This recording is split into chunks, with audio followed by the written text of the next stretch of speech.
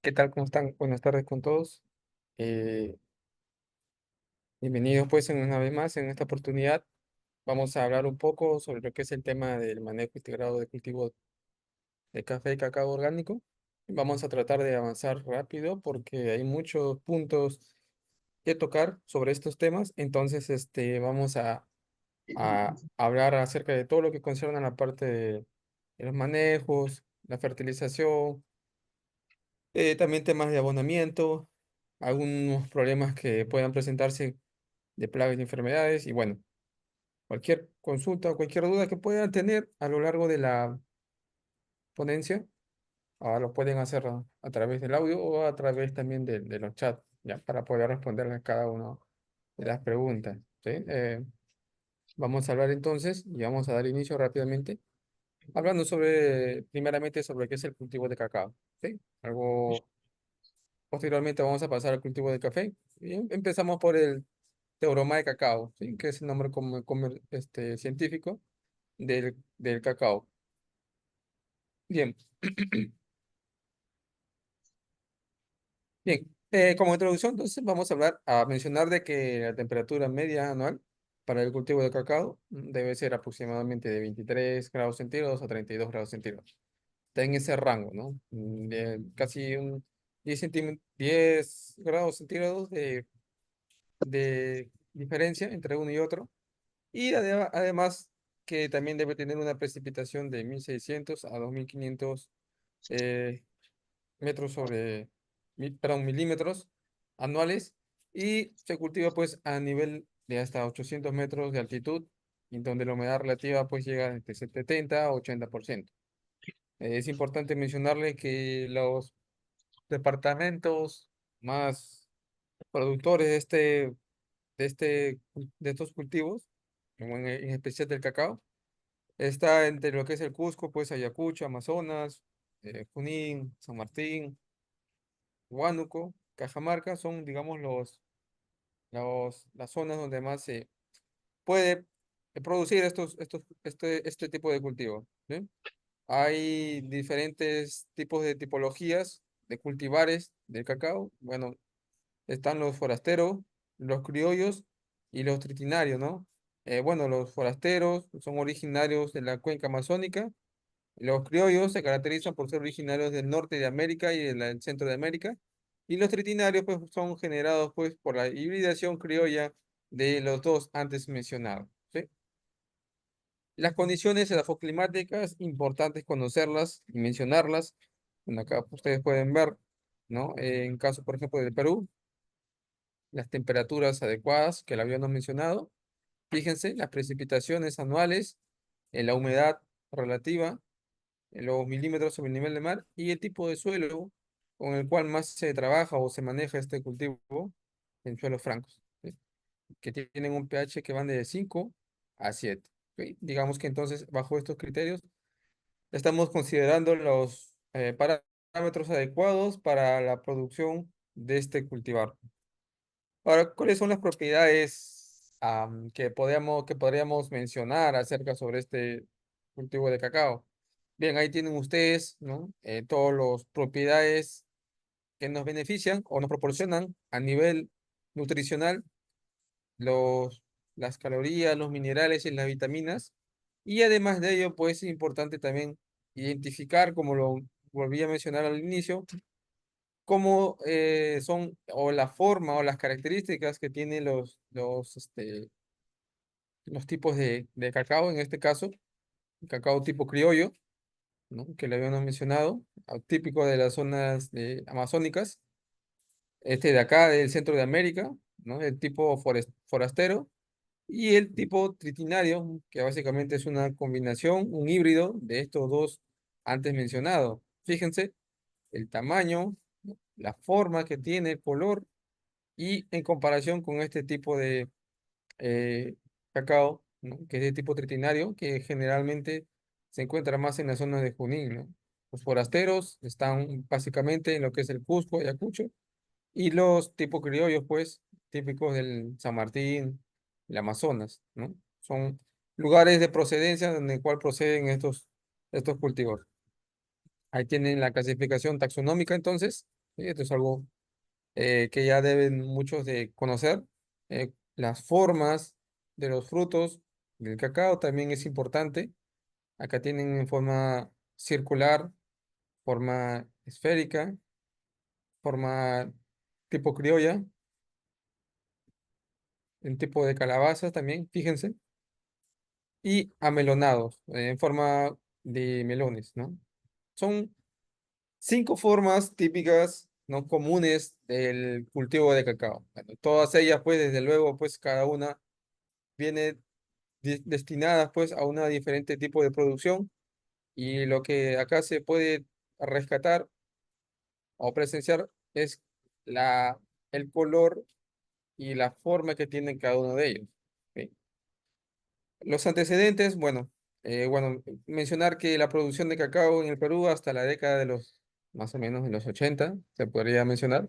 El inicio de los 90 fue favorable, pues, para el productor en términos de volúmenes y niveles, ¿sí? Aquí, sin embargo, en esta época de los 80 esta producción se vio afectada por la aparición de una enfermedad que hoy en día también en la actualidad existe, como es la moniliasis, ¿no? Es una enfermedad que ataca al fruto del cacao y que, pues, muchas veces cuando no es controlado a tiempo, pues puede ocasionar pérdidas económicas hasta el 90%. Y esto es algo, pues, que se vio reflejado en ese tiempo, y que, pues, bueno, a través de ello, pues, se hicieron eh, monitoreos, evaluaciones y tratamientos para poder reducir este problema de la moniliasis en el cultivo de cacao.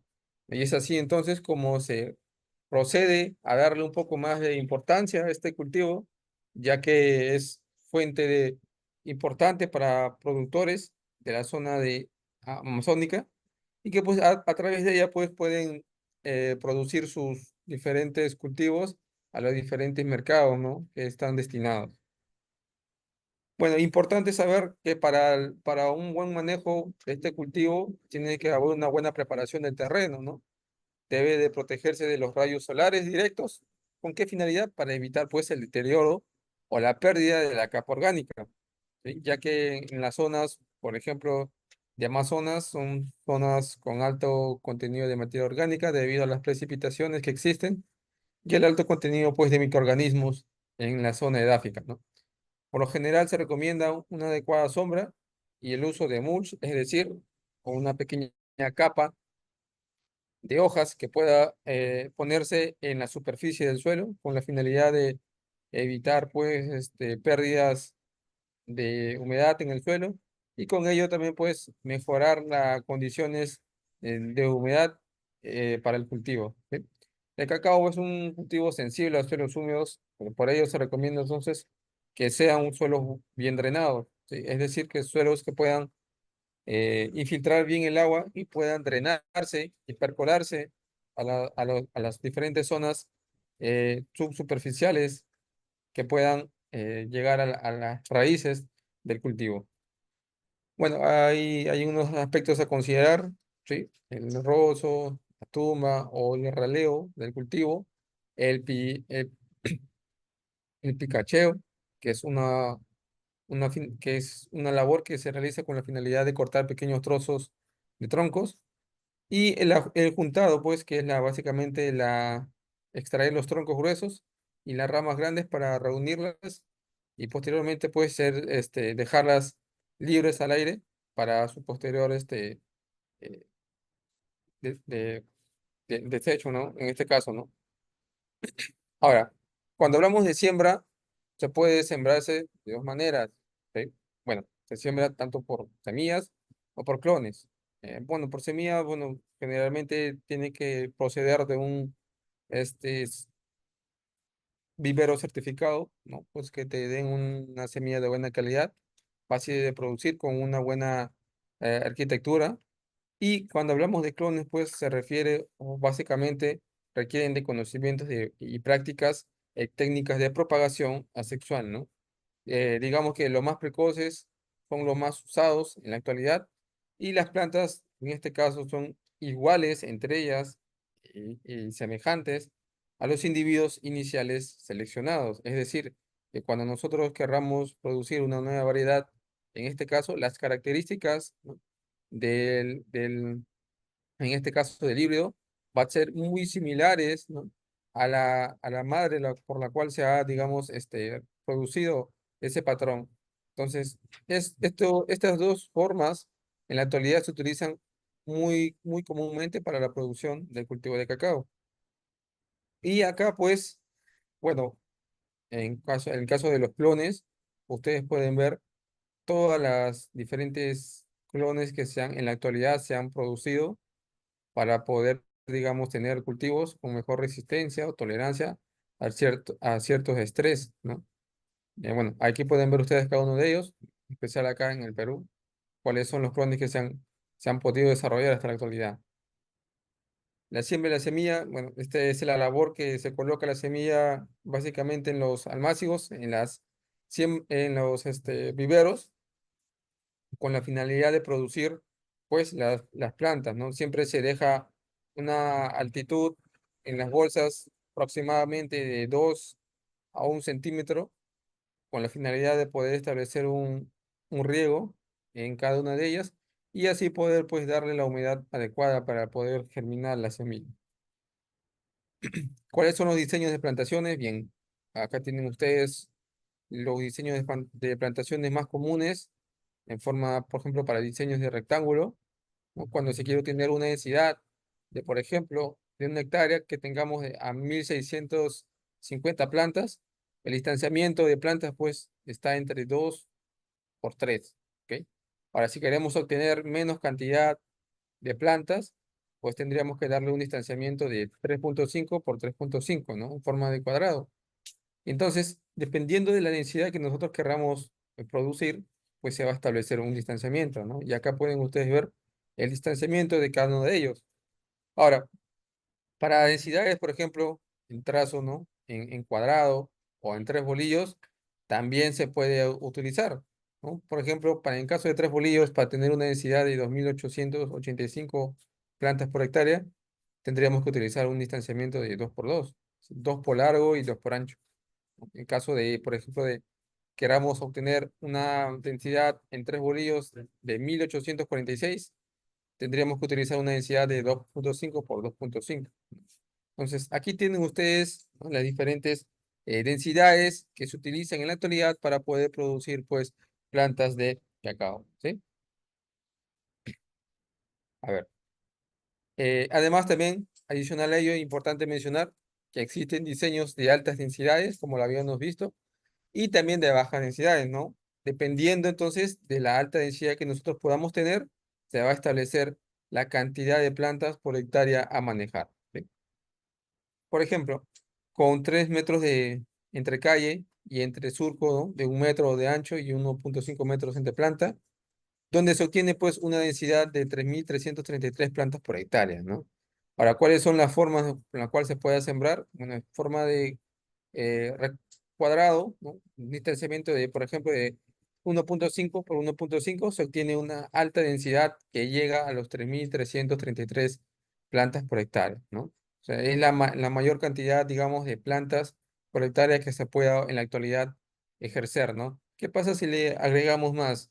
Bueno, vamos a crear condiciones de microclimas que puedan alterar el desarrollo del cultivo, ¿no? Crear sombras que puedan afectar el tema de la floración, crear problemas también de plagas, enfermedades que puedan atacar al cultivo y sobre todo el tema del transporte también nos puedan eh, perjudicar a la hora de poder establecer más plantas por hectárea, ¿sí?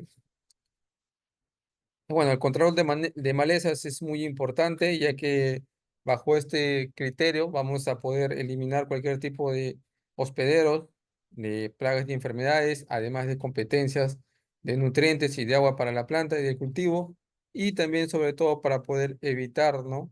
Que hayan problemas eh, de nematodos, problemas fúngicos y problemas bacterianos dentro del suelo, ¿sí? Es una labor que generalmente se realiza anualmente con el propósito pues de evitar todo lo que habíamos mencionado, ¿ok? ¿Cuáles son estas desventajas pues entonces que tienen las malezas? Como lo había mencionado, competencia en cultivo por agua, nutrientes, luz, y espacio. Además que todos los cultivos tienen un periodo crítico de competencia y que también reducen los rendimientos, ¿sí? También son hospederos de insectos, patógenos y nemátodos y contaminan pues las cosechas con residuos vegetales como son las semillas, pedazos y hojas. Por ello es considerado un problema común en la mayoría de los terrenos de este cultivo. Ahora, la poda es otro manejo importante que se le da a este cultivo con la finalidad de darle una estructura adecuada que le brinde pues el desarrollo óptimo de cada frutal, además de la luz solar, permitiéndole pues que pueda ingresar a los diferentes órganos de la planta y con ello pues darle esa característica típica de un cultivo. Y bueno, existen diferentes tipos de podas, ya los vamos a mencionar, pero lo importante de acá es que la razón principal de la poda es poder darle esa estructura adecuada para el desarrollo de este cultivo.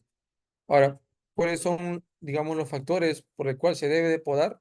Bien, hay generalmente, bueno, hay varios factores y dentro de ellos, pues, podríamos mencionar, pues, que la poda, pues, permite el ingreso y la luz dentro del cultivo, lo cual es algo importante para el proceso de fotosíntesis del cultivo, ya que para realizar este proceso, la planta necesita de la luz del solar para poder producir sus azúcares y sus carbohidratos, que posteriormente serán llevados pues a los diferentes órganos como son la flor de la hoja y también los frutos de la hoja, ¿sí?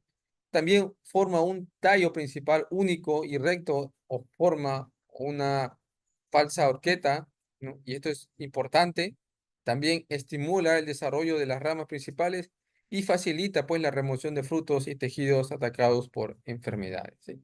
Básicamente, estas pueden ser entonces los factores principales por los cuales se realiza una poda. Aquí vienen pues entonces los tipos de podas que les había mencionado. Existen podas de formación, ¿no? En la cual se realiza con la finalidad de darle la estructura inicial al cultivo, la cual posteriormente se irá trabajando y con la finalidad pues de eliminar cualquier tipo de chupones o mamones que pueda tener el cultivo y que esto pueda ser como competencia también para los nutrientes en la planta. Y tienen un ejemplo claro. Por ejemplo, en los primeros estados de desarrollo se debe mantener un buen equilibrio entre el área foliar, ¿no? Y el sistema radicular. Y aquí, por ejemplo, en este caso, se eliminan estas ramas de abajo, que son conocidas como los chupones. ¿Sí? Estas ramas son las que se eliminan al inicio, porque estas de acá generalmente son las que se llevan la mayor cantidad de nutrientes. Y pues para poder evitar que esta pérdida de nutrientes se vaya a esta rama, se elimina, obviamente se echa un cicatrizante para evitar cualquier tipo de ingreso de patógenos y con ello pues mejorar pues las condiciones de eh, traslado de nutrientes a los diferentes órganos de la planta. También existen otros tipos de poda, ¿no? Importante considerar entonces estas, un ratito, podas de fructificación, podas cero, podas de, por ejemplo, de fitosanitarias. Las podas fitosanitarias, recuerden que son podas que se utilizan con la finalidad, pues, de eliminar cualquier tipo de rama que pueda estar afectado por alguna enfermedad, por algún tipo de plaga. Y este es algo que se realiza por lo menos a veces hasta 2 veces al año, ¿no? Este tipo de poda pues es la que generalmente se tiene que realizar con los cuidados debidos, ya que si no tenemos de repente acá los tratamientos o el cuidado adecuado, podemos hacer, eh, en vez de evitar quizás el exceso de plagas o enfermedades, los vamos a aumentar, ¿no? Entonces, por ello hay que tener mucho cuidado haciendo uso de las herramientas, desinfectarlas para evitar contagio. Poda de formación, como les había mencionado, Bueno, es la poda, pues en este caso, en árboles propagados asexualmente, la práctica de poda es más exigente y cuidadosa en el vivero, ¿no? Y aquí se pueden utilizar, pues, las podas de formación para darle esa pequeña estructura adecuada que le permita el ingreso solar a la planta. La podas, por ejemplo, de mantenimiento, que también se utilizan, ¿sí? A partir de los 2 años de edad, digamos, con la finalidad de darle ese mantenimiento adecuado para su vida útil que posteriormente se le va a ejercer. Y pues con ello, pues, mejorar las condiciones de brotamiento del cultivo, evitando pues cualquier tipo de ramas e interferencias entre ellas, ¿no? Aquí tiene, por ejemplo, esto es una poda de mantenimiento, fíjense, la estructura. Este es un tipo de poda en forma de copa que se le está dando a este cultivo. Y la poda de mantenimiento, pues, consiste en eliminar cualquier tipo de ramas que puedan salir de repente en esta zona y que puedan perjudicar el ingreso de la luz solar al cultivo. Acá también se ha hecho una poda de mantenimiento, dándole pues la estructura igual, tipo en forma de vaso, para que pueda ingresar la luz solar al centro del cultivo. Podas fitosanitarias, lo que le había mencionado, con la finalidad de eliminar cualquier parte dañada o atacada por cualquier tipo de plaga y enfermedad. Eh, Generalmente se realiza con tijeras, con algunos casos con motosierras, pero siempre importante la desinfección, ya que si no lo desinfectamos vamos a transmitir esta enfermedad a otra planta que se puede encontrar sana, ¿no? Podas rehabilitación, cuando por ejemplo hay problemas de eh, eh, severos, daños excesivos, que puedan pues de repente ocasionar pérdidas. Simplemente lo que se hace es hacer una poda de rehabilitación, eliminar todas esas ramas en mal estado y dejarlas pues para que nuevamente reinicien y empiecen a emitir sus brotes desde, como quien dice, desde cero, ¿no? Esto de acá se conoce como poda de rehabilitación, ¿sí? Generalmente se utiliza para plantaciones abandonadas, ¿no? En la cual los brotes o las ramas están pues completamente deterioradas y pues se eliminan con la finalidad de estimular nuevos brotes para la posterior desarrollo de este cultivo.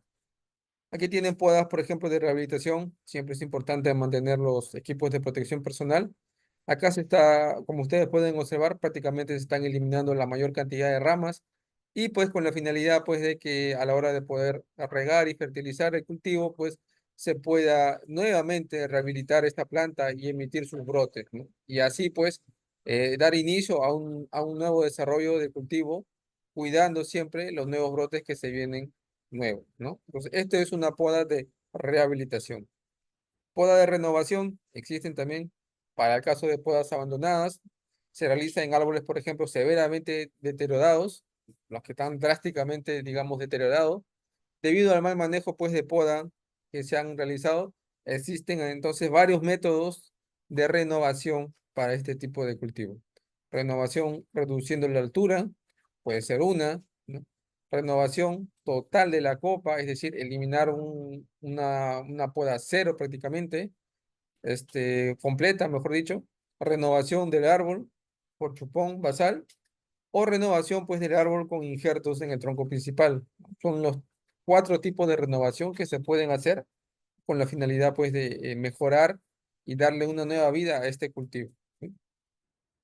Eh, Manejos de sombra es importante considerar, miren, usted es importante que el cultivo tenga una sombra que pueda, eh, no tenga excesiva sombra, ya que a veces esto es perjudicial para el desarrollo del cultivo. Siempre se da un porcentaje de luminosidad que va desde el 50 al 70%, es lo adecuado para poder establecer un buen desarrollo del cultivo y pues dándole siempre una estructura adecuada y evitando pues cualquier tipo de cultivos que puedan ocasionar esta sombra al cultivo de cacao, ¿sí? El manejo de árboles de sombras permanentes. Bueno, esta es una imagen donde ustedes pueden ver que estos son los cultivos de cacao que ustedes pueden ver abajo. Y en la parte de arriba, estos cultivos, ¿no? Grandes, ¿no? Que le proporcionan una sombra, pero si ustedes se dan cuenta, hay un pequeño distanciamiento entre planta y planta, de manera que acá pueda existir un ingreso solar, ¿no? Y que no le perjudique o no le dé una sombra completa a este cultivo, lo cual pueda originar, pues, que no puedan, o realizar sus procesos fisiológicos del cultivo, ¿sí? Entonces, aquí el manejo es importante, la sombra, no en exceso, sino dándole un rango, como lo mencionamos, del 50 al 70%, ¿no? Acá tienen otro tipo de sombra temporal, ¿sí? Y sombra permanente. Sombra permanente es aquella que se le da con la finalidad, pues, de establecer una, una exposición permanente a lo que es la luminosidad solar. Y la sombra, pues, es temporal, es aquella a la cual podemos eliminarlas, ¿no? Y poder de repente producir otro tipo de sombra. El abonamiento, bueno, es básico, común, hacer uso de compost, de humus, de guanos, ¿no? Estiércoles que puedan mejorar y darle los nutrientes necesarios que la planta necesita para su posterior desarrollo adecuado. Acá hay uno, por ejemplo, instalaciones en áreas nuevas, siempre para áreas nuevas de sembrío de cultivo de cacao, se recomienda realizar un abonamiento de fondo, ¿no? El momento de trasplante es importante mezclar aproximadamente 200 gramos de compost y de 50 a 100 gramos de roca fosfórica y de 50 a 30 gramos de mognacal y 2 gramos pues de borato, ¿no? Es decir, hacerle una mezcla de fondo, utilización de fondo, ¿no? Al- En algunos casos también se utiliza y se hace uso pues del tema del zinc como una fuente de estimulación y el calcio pues para ayudar también a la resistencia a cualquier tipo de plagas y enfermedades, ¿sí? Son, digamos, los enmiendas que más se utilizan como abonado de fondo. Eh, En plantaciones en producción es importante ya darle un mejor abonamiento, mucho mayor comparado con el abonamiento de fondo, en la cual pues se van a utilizar mayor cantidad de fertilizantes, en este caso pues hacer uso también de el abonamiento. Recuerden ustedes que contra mayor abonamiento le demos a nuestro cultivo de cacao, mucho mejor va a ser, ¿no? No es que el abonamiento usando estiércoles, compost o guanos nos puede ocasionar toxicidad en el cultivo. Lo que sí no, lo que sí ocasiona toxicidad son el uso irracional de fertilizantes. En cambio, los usos de enmiendas orgánicas, como son el compost o el guano, naturalmente no nos crean problemas de toxicidad, ¿no? Enhorabuena, si le aplicamos mayor cantidad, la planta está mucho más feliz por la cantidad de nutrientes que se está aplicando, pero para cuando hagamos uso de fertilizantes, sí hay que tener cuidado porque muchas veces vamos a ocasionar problemas de toxicidad o salinidad en el suelo, ¿sí? En plantaciones antiguas, por ejemplo, se realiza la aplicación de abonos orgánicos antes y después de realizar los despuntes. O también para temas de bajada de porte de árboles, permitiendo pues que la luz entre y haya una aireación, provocando pues entonces así la emisión de chupones vigorosos y así poder realizar los injertos con éxito. ¿Ok? Acá tienen, por ejemplo, ustedes una imagen de la comparación de lo que es un cultivo de cacao, ¿no? Sin fertilización, lo que es a la mano izquierda, y con fertilización a la mano derecha. No sé si ustedes se podrán observar o podrán fijar, pero el tamaño, la forma es muy diferenciada en comparación con la de la izquierda, ya que las condiciones de nutrición han sido mucho mejor y le han dado una mayor vigorosidad, tamaño y follaje al cultivo. Aquí tienen ustedes entonces pues la fertilización, ¿no? La cual consiste en suplir los requerimientos nutricionales, aumentar la productividad, incrementar la rentabilidad del cultivo, elevar y mantener la fertilidad de los suelos, mejorar la calidad del cacao, establece balance entre los nutrientes, logra también una tasa de excelente calidad, restu- sustituye las pérdidas de los nutrientes y aumenta la tolerancia de las plantas a las plagas y enfermedades, ¿no? Cuando hablamos de resistencia a plagas y enfermedades, generalmente relacionamos a los elementos como son el calcio y el zinc, ¿no? Que son elementos, y el potasio también, que son elementos que le dan resistencia a plagas y enfermedades al cultivo. Bueno, este es algo general, lo que el cultivo de cacao necesita, los 16 elementos importantes para el cultivo de cacao, ¿sí? Tanto los macros, los secundarios y los oligoelementos o los micronutrientes, ¿no? Que se utilizan para poder darle todas las condiciones adecuadas al cultivo. ¿Sí? Generalmente muchos tenemos la mala costumbre de utilizar solamente NPK, sin embargo dejamos de lado el calcio, el magnesio, el fierro, el boro, el molibdeno, el zinc como elementos también importantes dentro de la fertilización del cultivo, ¿sí? Por ello es importante considerarlos también dentro de nuestro programa de fertilización para darle después estas características importantes dentro del cultivo. Bueno, la fertilización es importante entonces realizarla, ¿no? Sabiendo y haciendo y conociendo cuáles son los parámetros y el objetivo con el cual estamos fertilizando. Siempre entonces es bueno hacerse la pregunta es cuánto vamos a fertilizar, la cantidad, dónde, a qué zona, ¿no? Va a ir distribuido el abonamiento, cuándo, en qué etapa fenológica, cómo lo vamos a aplicar, vía sistemas de riego, vía temas de inyección o vía temas de alboleo con tipo fertilización granulada. Y también importante hacernos con qué, ¿no? Con qué vamos a aplicar el fertilizante. Y todo esto tiene que ver mucho con el impacto ambiental, el rendimiento y la rentabilidad que podamos tener a la hora de ejercernos estas preguntas, ¿no? Para saber entonces cuánto fertilizar es importante considerar las exigencias de la planta, cuánto vamos a producir o cuánto es lo que estamos programando producir en nuestro cultivo, es decir, el rendimiento que vamos a establecer en la campaña, en qué etapa fenológica del cultivo nos encontramos, los niveles de producción, las propiedades del suelo, componentes ambientales y el manejo. Son parámetros importantes a considerar para establecer una buena fertilización del cultivo. Aquí tienen ustedes, por ejemplo, importante, ¿no? La etapa fenológica del cultivo. Bueno, en este caso es un cultivo de nuez, en la cual ustedes pueden ver, ¿no? Que existen cuatro etapas fenológicas bien marcadas. Brotación y botoneo, floración, fructificación y maduración. ¿Qué pasa? Que en esta etapa de botoneo y brotación, siempre, ¿no? El requerimiento, en este caso, o la demanda de nutrientes es mucho mayor en comparación a la etapa de fructificación y maduración. Lo que hace el nitrógeno en esta etapa fenológica es estimular el desarrollo de los brotes. Y un elemento importante para la estimulación de brotes es el nitrógeno, ¿sí? Por eso es que se requiere en esta etapa fenológica con mayor concentración, ¿sí? Y posteriormente pues va disminuyendo, ¿no? Hasta la etapa de maduración. Ya en la etapa de maduración y fructificación, sobre todo en la de floración y fructificación, importante el boro, el magnesio, el calcio y el zinc. Y en la etapa de maduración, el potasio, ¿no? El molibdeno, importante para el tema de la translocación. Acá tienen ejemplos de los requerimientos, ¿no? Nutricionales de acuerdo a la edad o digamos, a los procesos de desarrollo del cultivo. Por ejemplo, en crecimiento, ¿no?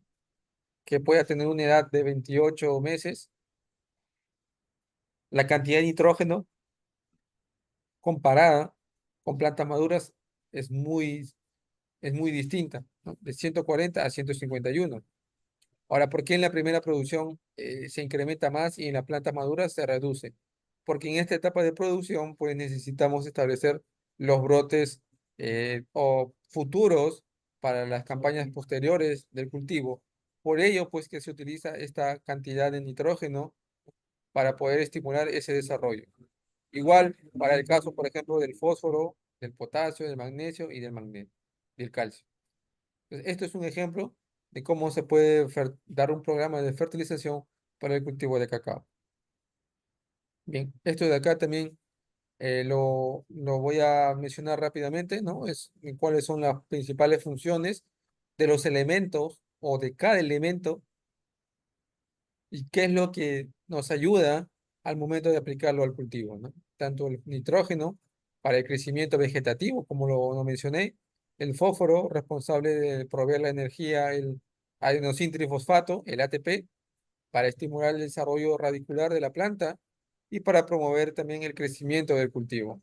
En el caso del potasio, por ejemplo, importante para el transporte de azúcares, para la translocación, para la tolerancia a estrés climatológicos y también regula la actividad enzimática del cultivo, ¿no?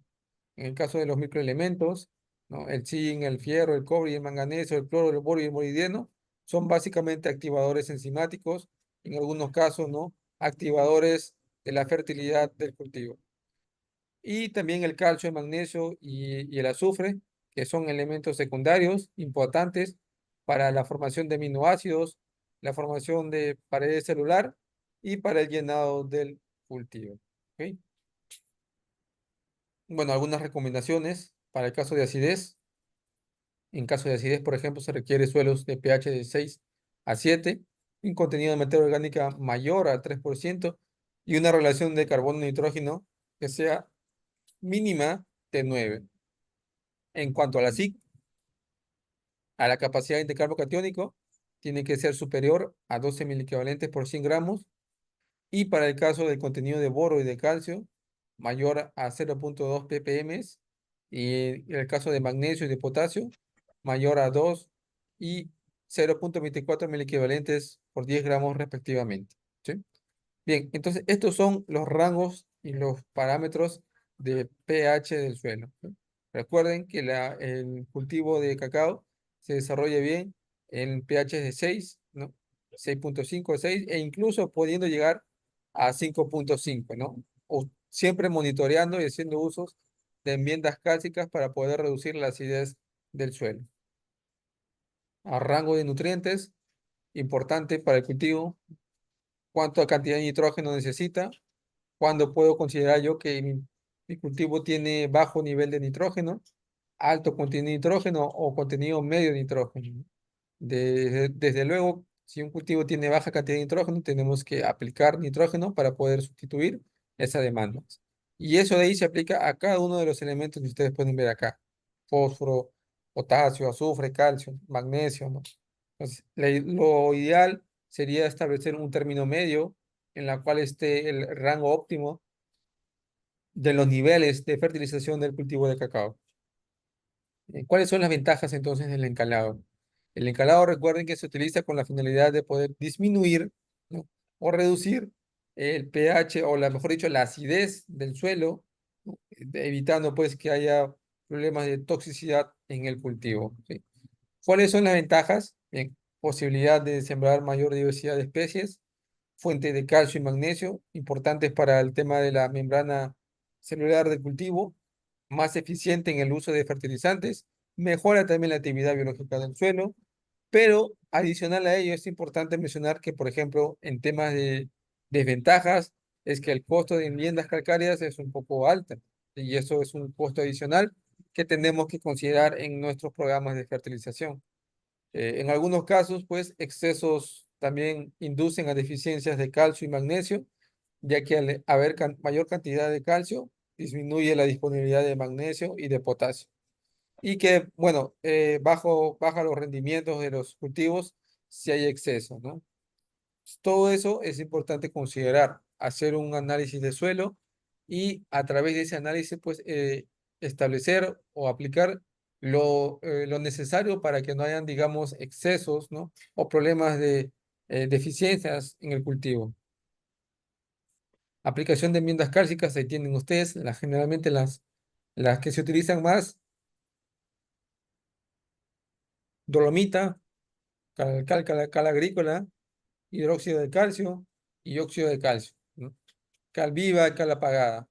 Son generalmente las enmiendas clásicas que se utilizan para poder, pues, reducir la acidez de un suelo, ¿sí?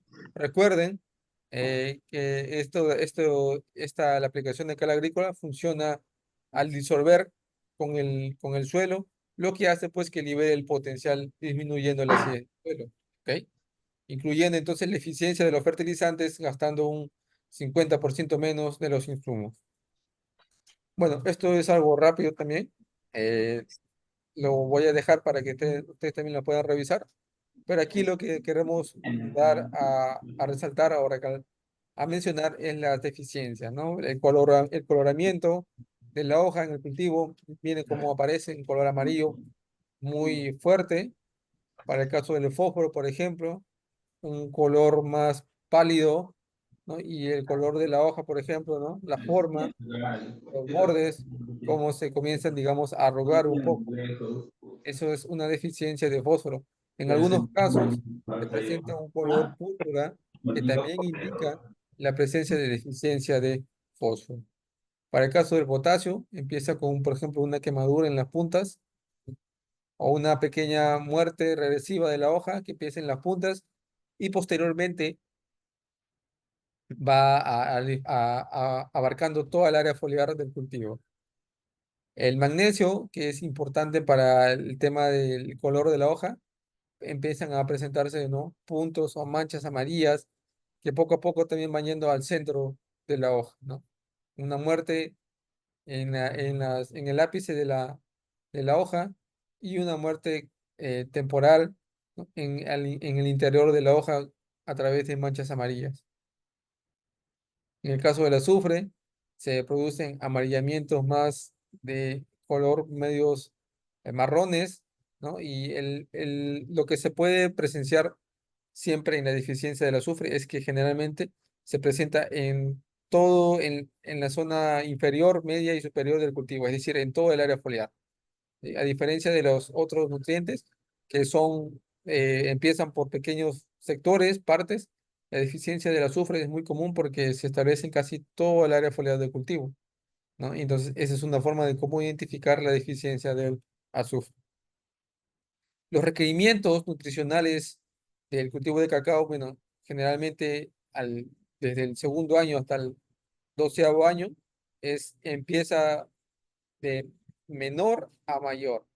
De manera que conforme el cultivo va creciendo y avanzando la edad, va necesitando más cantidad de nutrientes, ¿sí? Y por ello hay la importancia de establecer, pues entonces, un buen programa de fertilización. Bien, este es el flujo de producción del cacao orgánico, ¿sí? Que empieza básicamente desde la siembra en zona permanente, pasa por la selección del material genético, la construcción de un vivero y en ese vivero pues la siembra de los árboles de cacao. Posteriormente viene el mantenimiento y la regulación de sombra, lo que habíamos mencionado, la cosecha, el desgrane, la fermentación del cacao, el secado de esta fruta, luego la clasificación, el almacenamiento y por último la venta, ¿no? Este es un flujo rápido, resumido, de cómo es la producción entonces del cacao orgánico en nuestra zona.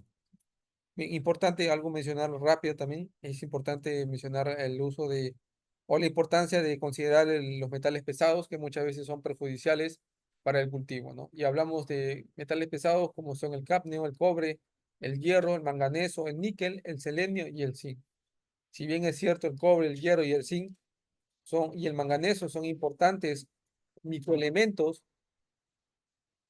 a la hora de fertilizar, pero cuando están en exceso, pues existen problemas de toxicidad y esto crea problemas de metales pesados.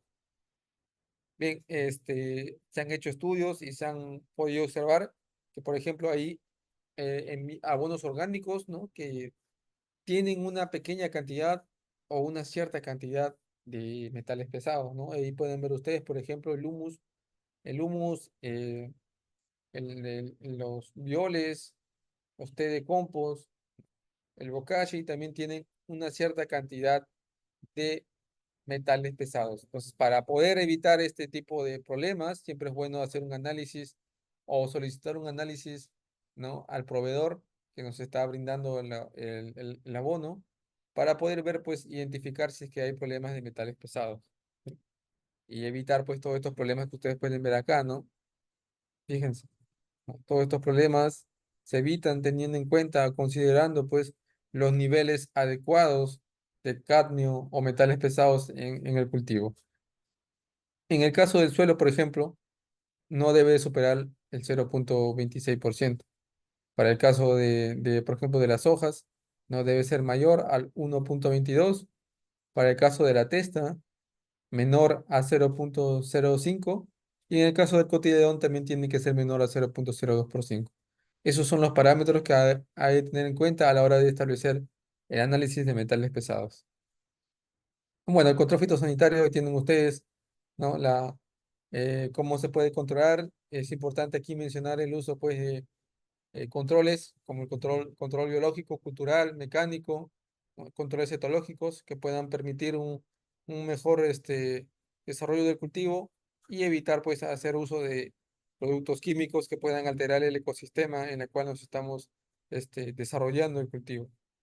Bien, ahí tienen ustedes, pues, entonces, los diferentes tipos de plagas, enfermedades que atacan al cultivo, ¿sí? Los daños que ocasionan, en este caso, los tratamientos que se puedan dar, cómo mejorar, cómo monitorear estas plagas, los tipos de controles que podemos realizar, ¿no? Haciendo uso de repente de buenos manejos de sombra, podas adecuadas, podas fitosanitarias, como lo habíamos visto, un buen programa nutricional también influye bastante. eh, Cosechas oportunas y un buen manejo de drenaje. ¿Sí? Acá hay una enfermedad de escoba de bruja muy conocida, típica, que también se presenta en el cultivo de cacao. ¿Cuáles son los métodos de control que se puedan realizar?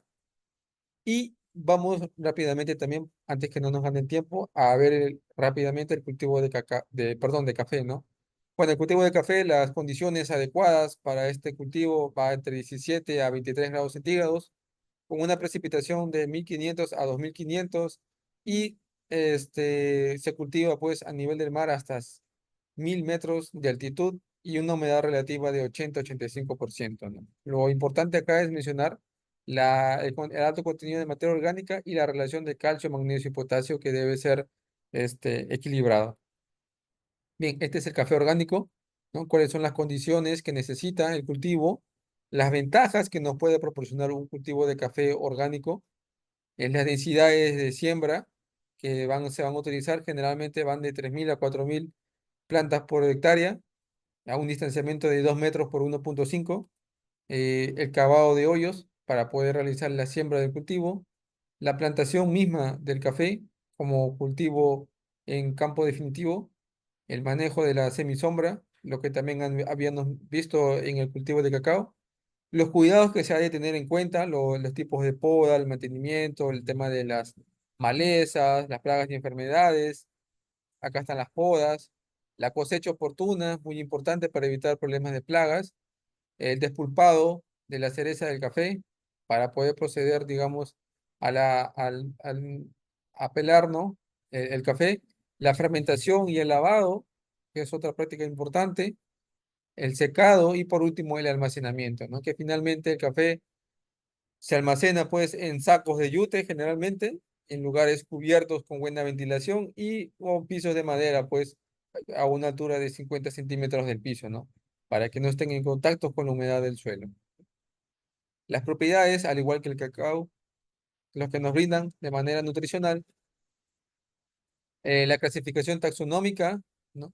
Y las propiedades del café, las variedades más típicas, ¿no? Que podemos conocer en la actualidad, por ejemplo, entre las más numerosas variedades de café se encuentran el Pache, el Catimor, el Catuay, la Caturra, el Mundo Novo y el Borbo. Son las variedades más conocidas en el café. Aquí tienen pues las variedades de plantas más conocidas. Bueno, en este caso, café típico, ¿sí? Café de variedad Caturra y café de variedad Mundo Novo.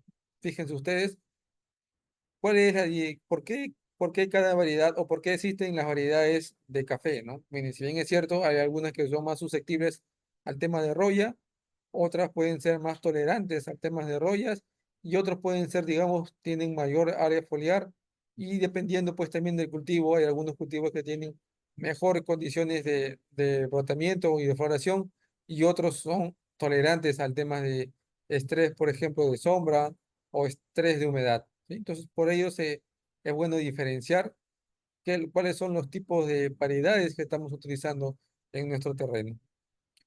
Bueno, importante la construcción del terreno del vivero, perdón, para poder establecer ahí las plantas de, de café, las cuales posteriormente serán llevadas, ¿no?, al campo definitivo. En los criterios de la selección de la semilla, escoger pues plantas buenas, con gran vigorosidad, semillas de buena calidad, con buen porcentaje de viabilidad y poder germinativo para una óptima desarrollo de la semilla. Las épocas de instalación de vivero, importante considerarlas, por ejemplo, ¿no?, en el mes de julio, agosto, septiembre, octubre, importante, ya que posteriormente a ello se va a realizar el traslado a campo definitivo, ¿sí? Si las plantas, por ejemplo, en octubre o noviembre, retrocedo siempre 6 a 7 meses, ¿no? Entonces, bajo este criterio, instalo el germinador en abril o en mayo, ¿sí? Es lo que nosotros podemos ver acá. Los tipos de poda en las raíces, muy importante, ya que acá vamos a poder estimular el brotamiento, al igual que lo habíamos mencionado, por ejemplo, en la poda de rehabilitación. Acá también se utiliza una poda en las raíces con la finalidad de estimular, eliminar las raíces viejas y estimular el enraizamiento de, pues, de raíces nuevas. La preparación del terreno, al igual que el cultivo de café, perdón, de cacao, es importante mencionarlas y establecerlas, ya que permite pues un óptimo desarrollo del cultivo, un suelo bien drenado, con buena profundidad, ¿no?, con alto contenido de materia orgánica. Los distanciamientos, acá también, al igual que el cacao, ¿no? Tienen distanciamientos bajo siembra de rectangular o bajo siembra de tres bolillos, ¿no? Y dependiendo de la cantidad de plantas por hectárea que querramos tener, ¿no?, hay un distanciamiento adecuado, ¿sí? Observaciones de suelo, bien, siempre es importante que en lugares, por ejemplo, en la Amazonía, es importante hacer acequias de contornos, instalaciones de barreras vivas, barreras de repente muertas, canales de infiltración y tanques de conservación, ¿no? Esto con la finalidad de evitar erosiones en el suelo y poder evitar también pérdidas de plantas, ¿no?, dentro de los cultivos. Siempre que exista una pendiente. Si se dan cuenta ustedes acá, existe una pendiente y para ello pues se utilizan este tipo de conservación de suelos. ¿Cuándo se debe iniciar la poda? Bueno, el momento oportuno de la poda es después de la cosecha, inmediatamente pues de la raspa, con la finalidad de tener brotes más desarrollados, ¿sí? La poda se realiza entonces, la secuencia de la poda sistemática es primero, se forman grupos de 3 hileras y cada año se poda una hilera, al siguiente año la segunda y al tercer año la tercera, ¿no? Esto lo podemos ver acá. Sí, acá en el primer año, por ejemplo, se poda la primera hilera. Al segundo año se poda la segunda hilera, de manera que ya la planta mayor está produciendo y la planta primera que se ha podado también está empezando a producir. Con ello, pues, no vamos a tener problemas de rendimiento ni pérdidas de producción. Y para el tercer año, la planta que está ya mayor de edad se poda. Y con ello, pues, vamos a tener una poda más pareja y uniforme a la hora de establecer este sistema de poda, ¿no?